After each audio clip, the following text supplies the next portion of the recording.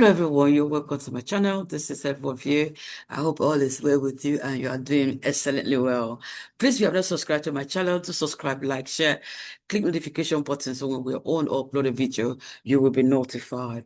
What a world that we live in. This world is so complex, in a sense that Spain has a territory in Africa.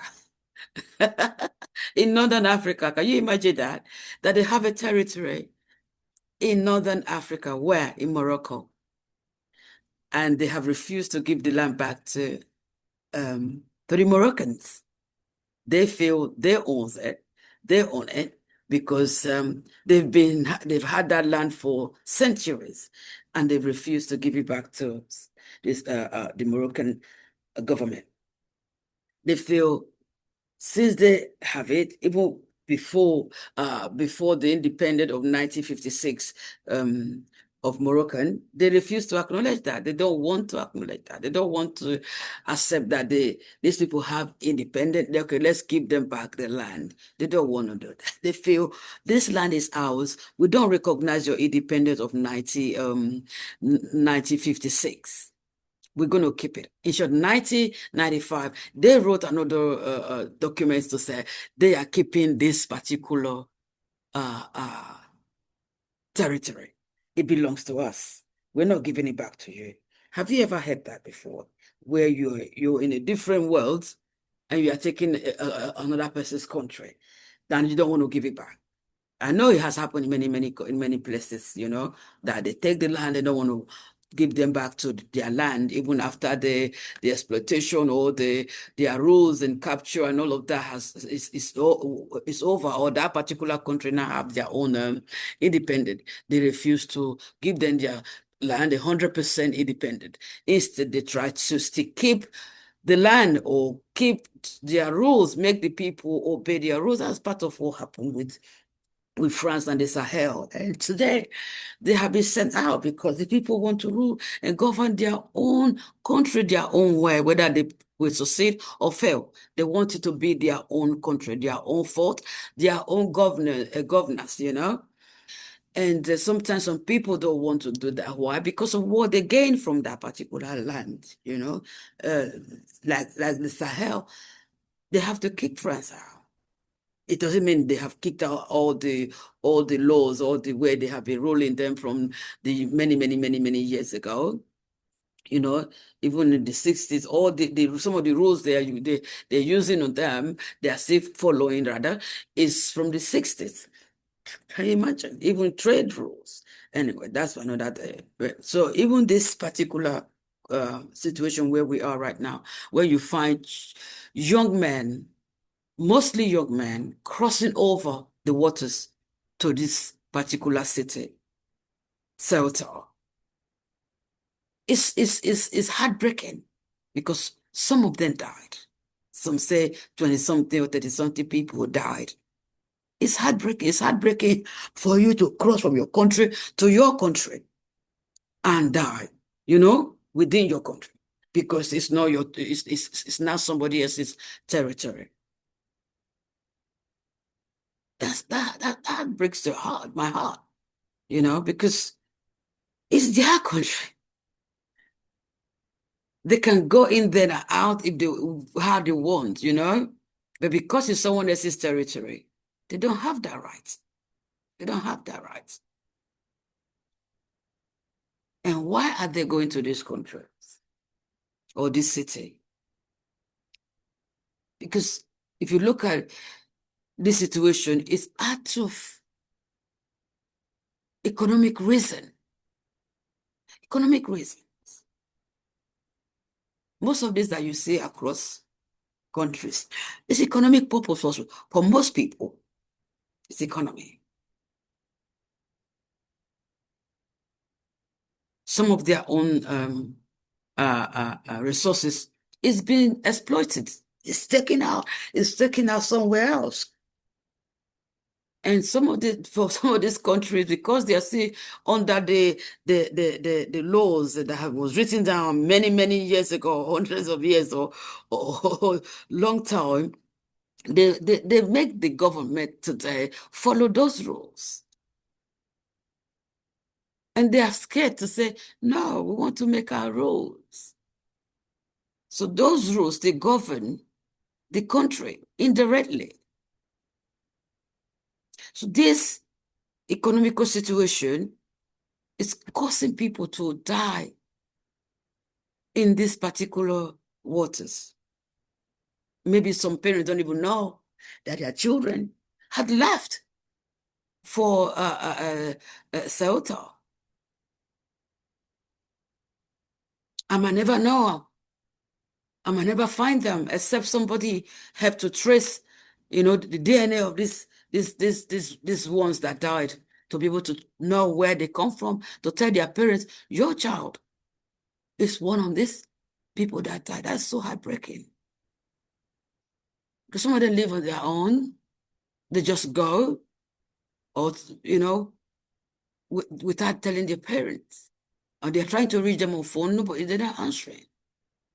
And they just wonder, what happened? Did he lose his phone? Is his phone broken? What happened? It's so, so, so sad. It's so sad for people to die, even in their own country, in their own wealth. It's so sad.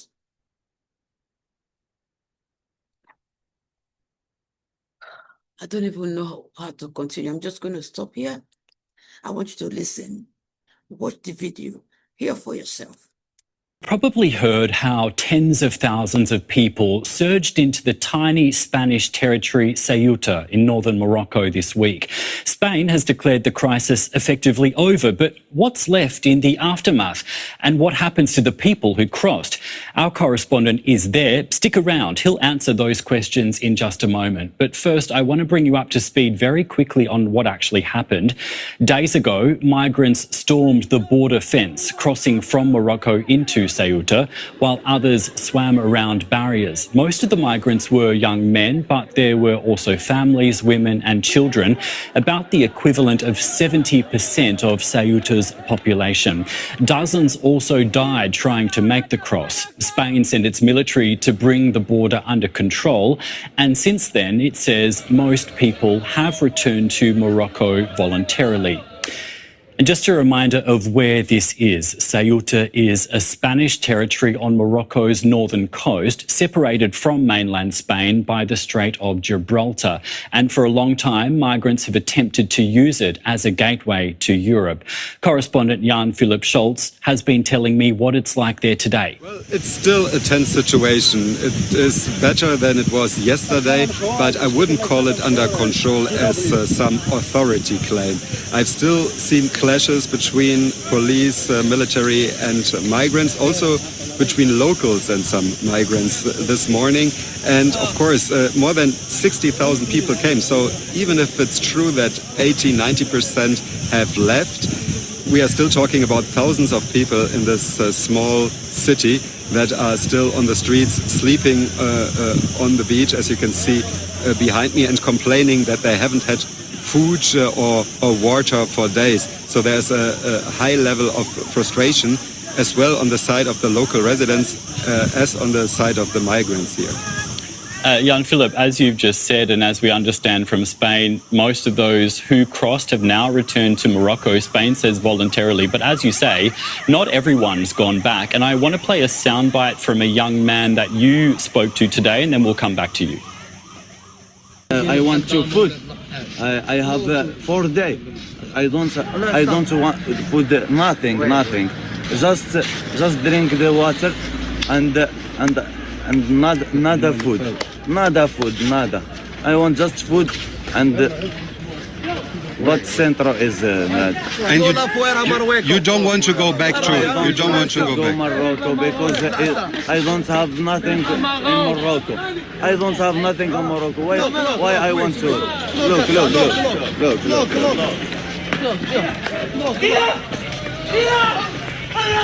Oh. Jan-Philipp, a couple of things there. We just heard the young man say how hungry he was, and then we saw what looked like to be someone from the army run up to another person and possibly apprehend them. Could you just tell us what happened there? it is this situation here at the moment that I've described before, the clashes, the frequent clashes between authorities and migrants, because not everybody is willing to go back voluntarily.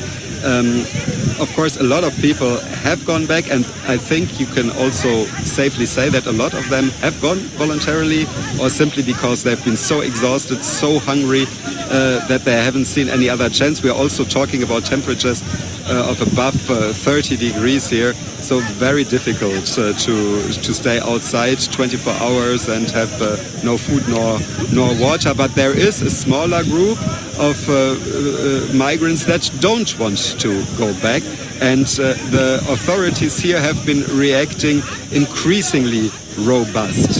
They are pushing the people away from the beaches or from overwhelmed reception centers that cannot take any more people in. So they are pushing them, and they are pushing them towards the border to Morocco. So I would say a few thousand people are still around, and now the authorities are getting, I would say, more and more desperate to find ways how to make them cross the border again into Moroccan territory.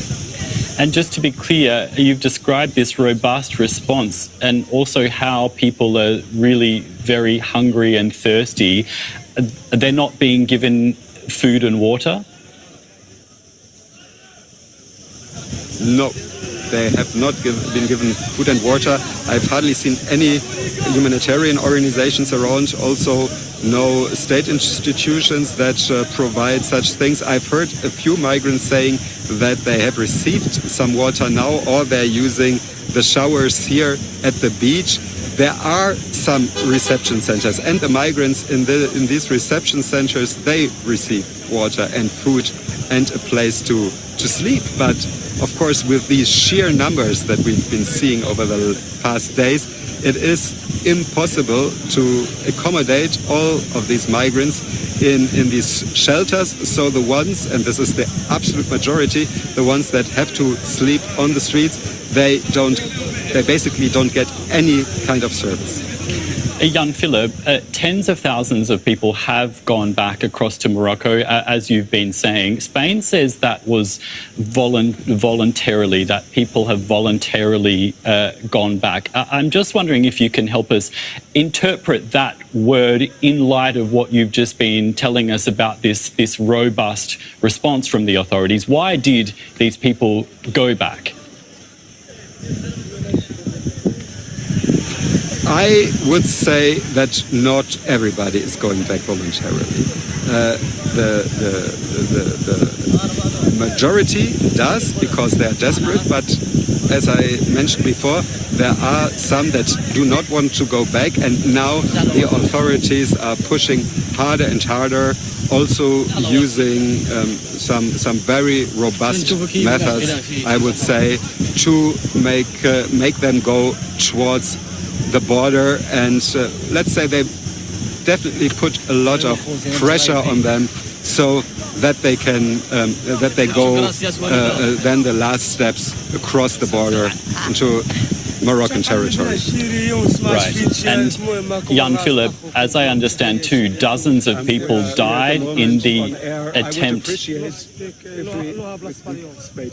As I understand, Jan Philipp is just being interrupted there by some people. That's fine, Jan Philipp, not a problem. I was just asking you about the dozens of people who died in the attempt to cross over. Can you tell us how these people died exactly? Most of the people died because they didn't have any strength left, and they were not good swimmers, so they died, from what I've been hearing, they died in the water. We don't have yet a lot of information about these dozens of people that have died, but I can tell you I've seen a lot of extremely exhausted people here, and also wounded people, an overwhelmed health system. It's also, of course, the health system here has very limited resources to treat wounded people or completely exhausted people, but you can still hear basically every 5 minutes the sirens of ambulances. Right, and as you describe this very stretched health system, I'm interested in what the people that live in Ceuta have been saying. There is a mix of fear and anger. There has been really a lot of fear.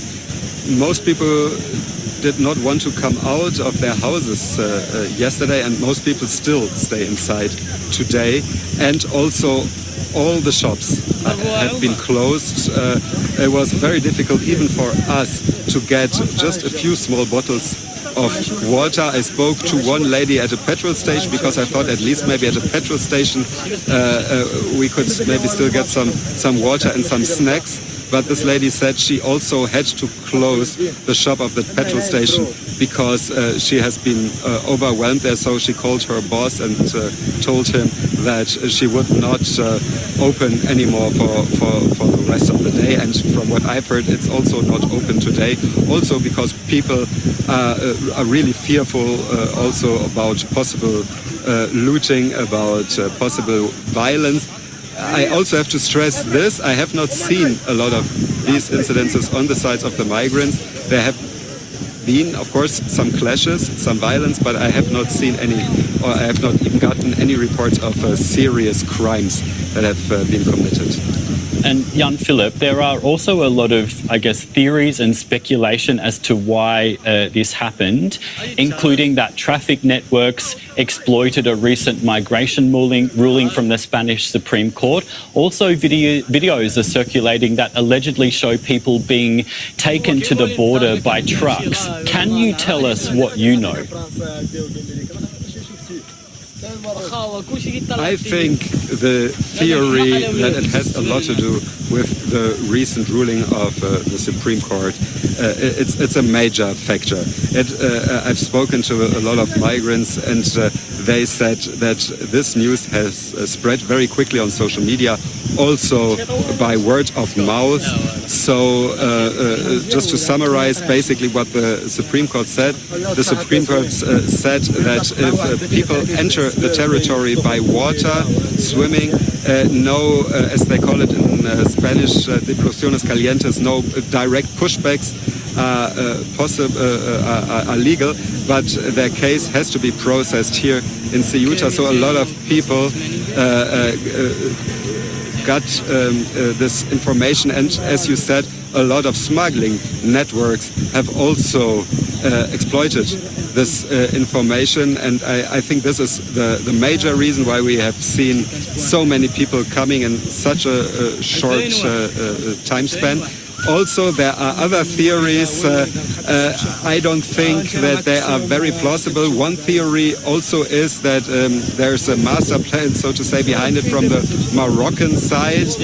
I was here 2021. There was a very tense situation between Spain and Morocco for political reasons. This was definitely when Morocco also used the migrants kind of as a tool to put pressure on Spain.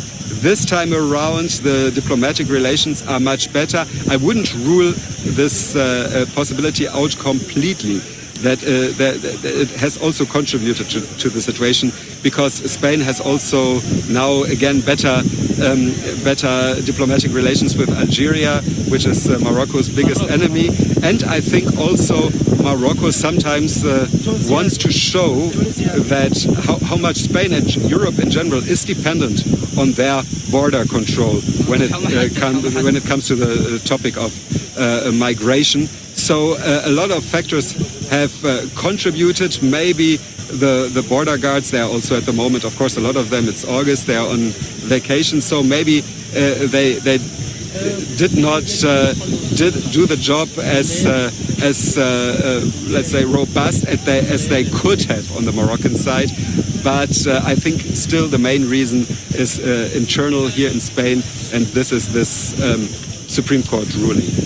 Yeah, thanks a lot for clearing that up, Jan Philipp. That's very helpful. Just to remind the people watching, Ceuta is a Spanish territory on Morocco's northern coast. Jan Philipp, a lot of our users are asking why Ceuta is part of Spain in the first place. Can you clear that up for them? Well, it's been in European hands for centuries. The Spanish side claims that it has also been internationally acknowledged, and that they have had control here long before a modern Moroccan state was created. Of course, when you look at the geography, it is part of Africa. And this is why the Moroccan side also says that it is, for them, basically occupied land. It's still part of colonialism. And they claim that it's not Spanish territory. For a long time, there has been kind of a status quo that has worked more or less well for both sides. There has been also a lot of economic exchange between both sides. People cross the border to come to Ceuta to work. So there have been very close relations, but the background is that the territory is actually disputed. And Jan Philip, you're on Ceuta. From where you're standing, what happens next in this situation? Nobody really knows what happens next. I think there has a heated political debate has started here in Spain. Prime Minister Sanchez from the Socialists, he has been for a long time under attack because critics say that he has too much of a laissez-faire approach regarding migration.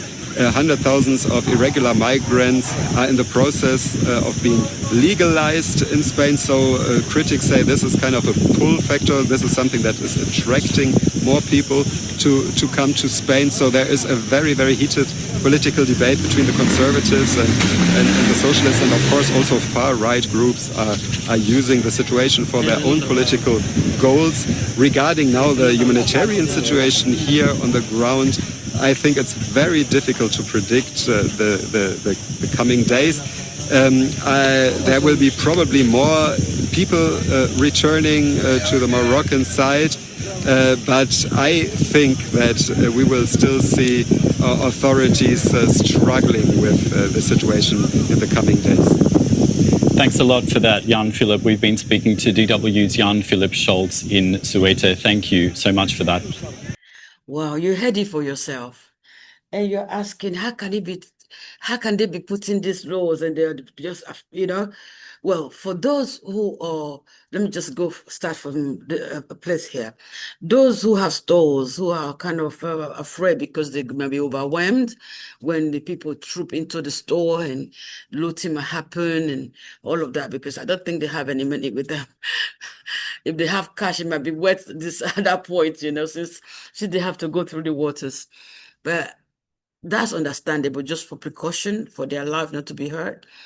Secondly, you said trafficking, because you be careful for trafficking. How? These people they voluntarily went into the water. They came on their own will. This is not, there's thousands of people coming. It's not trafficking, I know sometimes that you use the word trafficking in order to make the world understand that this is why we're putting these laws here. Most of the time it's not, because they're just underlying situation, underlying truth that they're not telling us. It's not all about trafficking, because people, whether they come or not, within the countries, they're trafficking going on. So it's not because they're just trafficking. They just want to say to the public so that you think, oh, that's why they're doing what they do.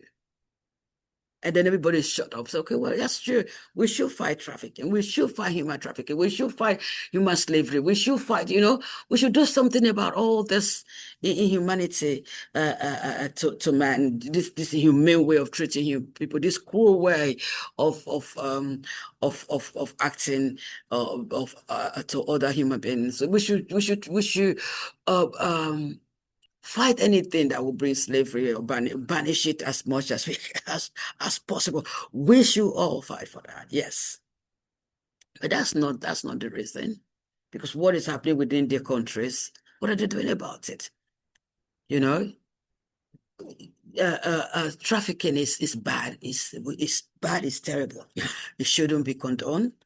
But these people, we know they're not traffickers or nobody's trafficking them.